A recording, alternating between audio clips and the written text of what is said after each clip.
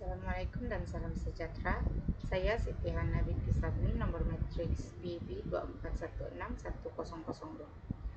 Hari ini, kumpulan kami akan membentangkan tajuk yang sangat penting, yaitu hukuman ke atas pesalah rasuah mengikut Akta SPRM 2009. Sebagai pendahuluan, saya akan menerangkan secara ringkas apakah yang dimaksudkan dengan rasuah.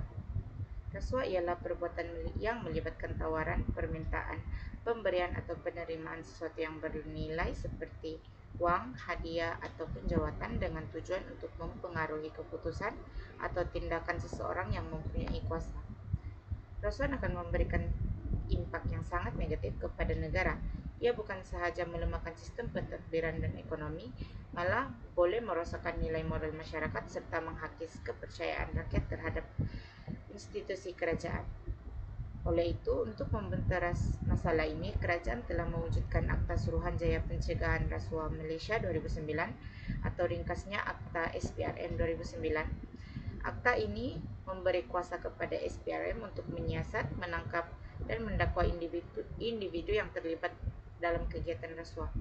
Dalam pembentangan ini, kami akan menguraikan bentuk-bentuk hukuman yang boleh dikenakan terhadap pesalah rasuah mengikut akta tersebut, serta seksyen-seksyen yang berkaitan, faktor-faktor penentu hukuman, dan juga contoh-contoh kes. Itu saja dari saya. Sekian, terima kasih. Assalamualaikum dan salam sejahtera. Saya Anastasia, nombor matriks PB 241100493 akan menerangkan tentang definisi rasuah mengikut Akta SPRM 2009. Menurut Seksyen 3 Akta Suruhanjaya Pencegahan Rasuah Malaysia 2009, rasuah merujuk kepada sebarang perbuatan memberi, menerima, meminta atau menawarkan suapan. Perbuatan ini dilakukan dengan niat untuk mempengaruhi tindakan seseorang, terutamanya dalam urusan rasmi atau keputusan yang melibatkan kuasa dan tanggungjawab. Suapan pula bermaksud apa-apa bentuk ganjaran seperti wang, hadiah, jawatan, diskaun, komisen atau manfaat lain sama ada nyata ataupun tidak nyata. Ringkasnya, rasuah berlaku apabila seseorang salah guna kuasa untuk kepentingan diri sendiri dengan melibatkan balasan tertentu. Sekian, terima kasih. Assalamualaikum dan salam sejahtera. Saya Nur Syamira binti Hamdamid, nomor matriks BE 241103440. Hari ini, saya akan menerangkan mengenai hukuman di bawah Akta SPRM 2009 yang melibatkan Seksyen 16 dan 17. Di bawah Seksyen 16, kesalahan rasuah berlaku apabila suapan diberikan atau diterima oleh seorang ejen. Tujuan pemberian suapan ini biasanya untuk mempengaruhi tindakan berkaitan dengan tugas seseorang. Contohnya, seorang pegawai menerima uang supaya satu proyek diluluskan. Ini adalah salah satu bentuk rasuah yang jelas. Seterusnya, Seksyen 17 terbagi kepada dua bahagian. Seksyen 17E merujuk kepada individu yang memberi suapan kepada ejen untuk kepentingan sendiri. Seksyen 17B, ejen yang menerima suapan sebagai ganjaran atau suatu perbuatan atau keputusan. Hukuman. Jika didapati bersalah di bawah mana-mana seksyen ini, pesalah boleh dikenakan penjara maksimum 20 tahun dan denda minimum sebanyak RM10.000 atau 5 kali ganda nilai daripada suapan mengikut mana-mana yang lebih tinggi. Kesimpulannya, hukuman yang berat ini menunjukkan betapa seriusnya kerajaan dalam memerangi rasuah. Oleh itu, penting untuk kita semua memahami dan mengelak daripada terlibat dalam apa jua bentuk rasuah. Terima kasih. Assalamualaikum dan salam sejahtera. Nama saya Alaka Runisa dan hari ini saya ingin berkongsi sedikit maklumat penting berkaitan Seksyen 18 dalam Akta Suruhanjaya Pencegahan Rasuah Malaysia tahun 2009 atau lebih dikenali sebagai Akta SPRM. Seksyen ini sangat penting kerana ia berkait rapat dengan penipuan dalam penyata atau dokumen rasmi, terutamanya dalam sektor kerajaan atau agensi awam. Apa yang dikatakan dalam Seksyen 18 ialah jika seseorang memberikan maklumat yang palsu sama ada secara bertulis atau lisan dalam dokumen rasmi seperti laporan keuangan, penyata, tuntutan atau permohonan tender dan maklumat itu digunakan untuk memperdaya pihak tertentu, maka ia adalah satu kesalahan jenayah. Contohnya, katakan seorang pegawai kerajaan buat tuntutan perjalanan palsu, kononnya dia pergi ke mesyuarat padahal dia nak pergi pun, tapi dia isytihar perbelanjaan palsu untuk dapat bayaran. Itu satu bentuk kesalahan di bawah Seksyen 18. Kalau sabit kesalahan, hukuman yang boleh dikenakan memang berat, seperti penjara sampai sehingga 20 tahun dan denda sekurang-kurangnya 5 kali ganda jumlah yang terlibat, atau RM10,000 ikut mana-mana yang lagi tinggi. Ini menunjukkan betapa seriusnya kesalahan memberikan maklumat palsu untuk tujuan memperdaya. Kesimpulannya, Seksyen 18 Akta SPRM ini diwujudkan untuk menjaga ketulusan dan integriti dalam pentadbiran. Sebagai rakyat, kita semua ada tanggungjawab untuk jujur, terutamanya bila berurusan dengan dokumen rasmi atau sebarang bentuk maklumat dalam sektor awam.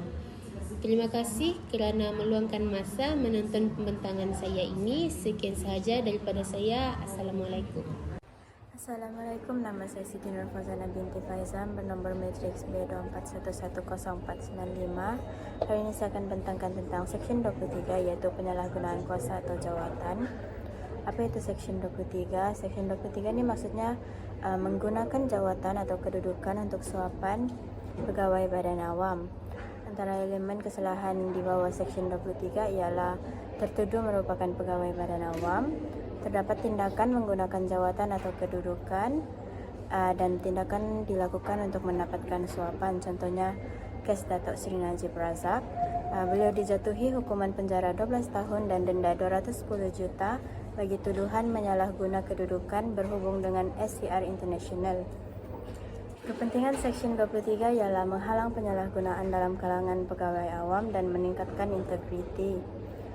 Hukuman yang dijatuhkan kepada pesalah ialah penjara tidak melebihi 20 tahun dan denda tidak kurang daripada 5 kali ganda jumlah atau nilai suapan ataupun RM10,000 mengikut mana-mana yang lebih tinggi. Kesimpulannya, Seksyen 23 ini penting untuk membantu rasuah berbentuk salah guna kuasa ataupun kedudukan.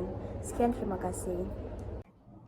Assalamualaikum warahmatullahi wabarakatuh. Kepada pensyarah dan juga rakan-rakan sekalian, nama saya Mardia Mudin, memegang kad matriks BA 24110219.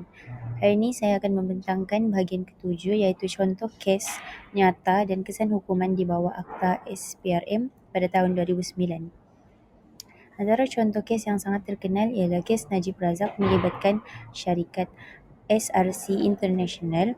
Beliau sebagai bekas Perdana Menteri Malaysia telah disabitkan dengan 7 pertuduhan berkaitan rasuah dan pengubahan wang haram dan dikenakan hukuman penjara 12 tahun serta denda sebanyak 210 juta. Kes ini dibicarakan di bawah Akta SPRM serta Kanun Keseksaan dan menjadi bukti bahawa tiada siapa yang terkecuali daripada tindakan undang-undang walaupun berpangkat tinggi. Contoh kedua pula ialah Datuk Seri Muhammad Azlan, seorang pegawai kerajaan yang menerima suapan sebanyak RM100,000 sebagai balasan meluluskan projek kerajaan. Beliau dijatuhi hukuman penjara 3 tahun dan denda sebanyak RM130,000. Kedua-dua kes ini menunjukkan bahawa hukuman rasuah bukan hanya bersifat simbolik tetapi benar-benar dilaksanakan untuk memberi pengajaran. Dari segi kesan hukuman pula, ia memberi mesej kepada penjawat awam dan pemimpin supaya tidak menyalahgunakan kuasa.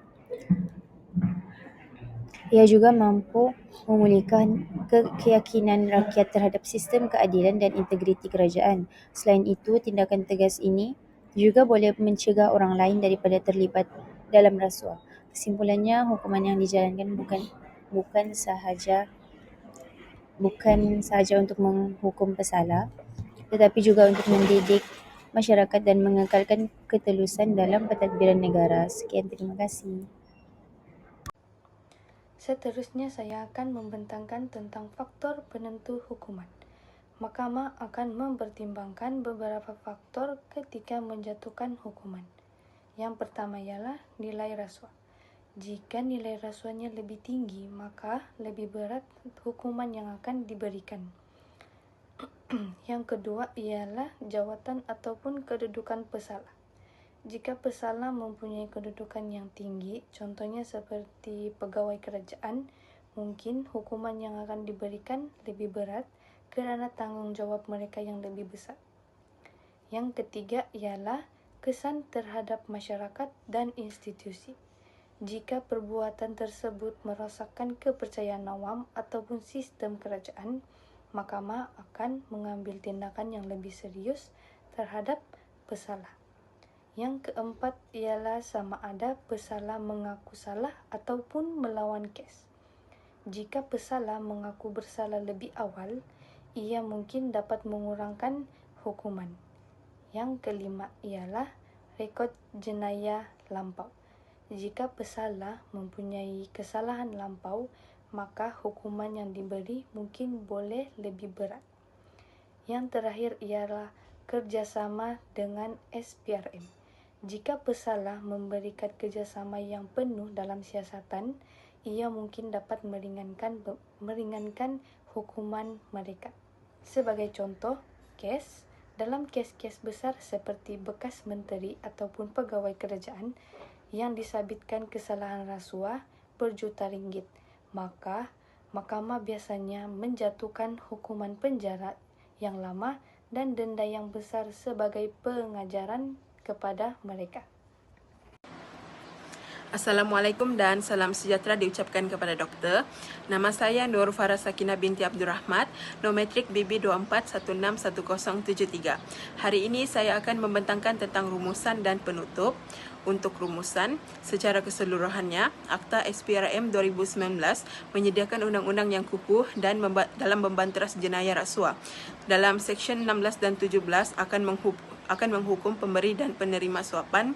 Bagi Seksyen 18 melibatkan penipuan dokumen, manakala Seksyen 23 berkaitan penyalahgunaan kuasa oleh penjawat awam. Hukuman seperti penjara sehingga 20 tahun dan denda 5 kali ganda nilai suapan menunjukkan keseriusan pihak berkuasa.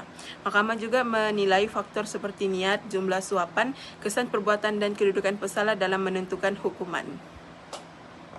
Seterusnya, penutup. Rasuah merupakan ancaman besar terhadap pembangunan negara, kestabilan ekonomi dan kesejahteraan rakyat. Pelaksanaan hukuman yang tegas di bawah Akta SPRM 2009 adalah sangat penting dalam usaha membentuk gejala ini.